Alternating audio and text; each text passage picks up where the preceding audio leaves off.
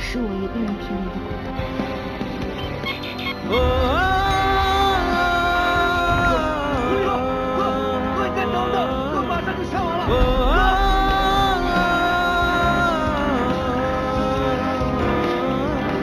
ప్రాణం పోయే బాధేదో ఈ నిమిషాన్ని తెలిసింది బ్రతికుండంగనే కోసి నా గుండెను విసిరేసా